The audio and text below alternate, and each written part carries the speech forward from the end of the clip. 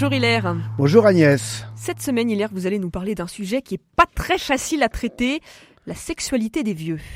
Ma chère Agnès, je vous pose une question que vous allez peut-être trouver saugrenue. Voyez-vous un point commun entre Dieu et la sexualité des vieux ? Alors non, dit comme ça, franchement je vois pas, ça semble être deux registres très différents de la vie. Où est-ce que vous voulez nous emmener Hilaire ? Rassurez-moi.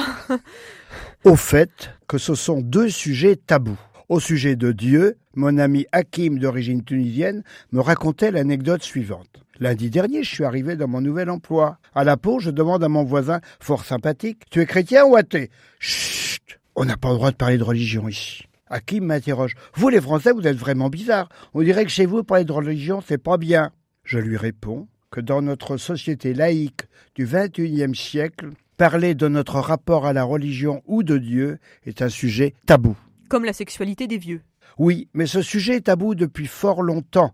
La sexualité des vieux aurait plutôt tendance à faire le chemin inverse que le rapport à Dieu. Aujourd'hui, les questions sexuelles sont de moins en moins tabous. Hier, au temps de nos grands-parents, les regards étaient jugeants. Actuellement, la sexualité des personnes âgées est abordée dans des colloques sur la gérontologie, qui est la science du vieillissement. Les spécialistes, psychologues, sexologues, gérontologues débattent pour la santé et la longévité. Des enquêtes confirment que vieillir, ce n'est pas abandonner les relations sexuelles. Les mêmes enquêtes démontrent que la génération des baby-boomers sont beaucoup plus actives sexuellement que la génération précédente. Et ça, c'est un sujet tabou ou pas, Hilaire ?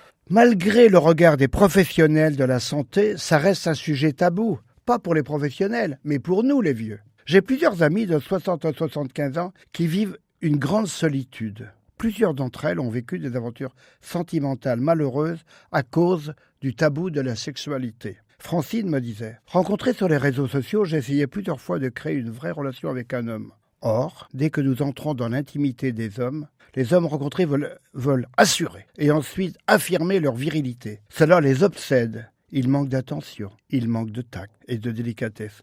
Mais moi, c'est de la tendresse que j'ai besoin.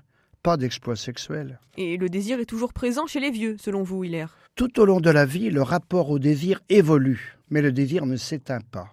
Le désir d'être cajolé, embrassé, il semble même qu'il puisse augmenter avec le temps. Le désir de tendresse, le plaisir de la présence attentive de l'autre est aussi fort à 20 ans qu'à 90 ans. Le désir d'être aimé est aussi fort à 90 ans qu'à 20 ans. Mais ça diminue quand on vieillit. Oui Agnès, vous êtes jeune, vous vous en doutez bien que la sexualité a plus d'importance pour les jeunes que pour les vieux. La nature, avec une fantastique énergie, pousse les jeunes à vivre une sexualité génitale indispensable à la procréation. Elle agit avec une telle puissance que les humains cherchent tous les subterfuges possibles pour vivre des relations sexuelles non procréatives. Au fur et à mesure du vieillissement, cette énergie libidinale et pulsionnelle diminue jusqu'à quasiment disparaître, ou pas, suivant les personnes et les situations de vie. En vieillissant, le désir sort de sa génitalité, le désir se sensualise, le désir se spiritualise, le désir s'élève vers l'art, la culture et la beauté. Et donc selon vous, Hilaire, cette évolution du désir, ce serait pas un problème pour les vieux ? Tout est une question de regard. Soit nous considérons que nous avons perdu l'énergie sexuelle de notre jeunesse et que nous sommes à moitié morts, soit nous accueillons notre vieillesse telle qu'elle se présente.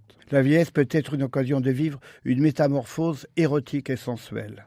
Pour cela, nous devons apprendre le temps de regarder, le temps d'écouter, le temps d'effleurer, de caresser, d'admirer, de nous émerveiller devant tant de beauté. La lenteur et le temps sont les cadeaux que la vie offre à la vieillesse. Merci beaucoup Hilaire, une chronique à retrouver en podcast sur rcf.fr. À bientôt.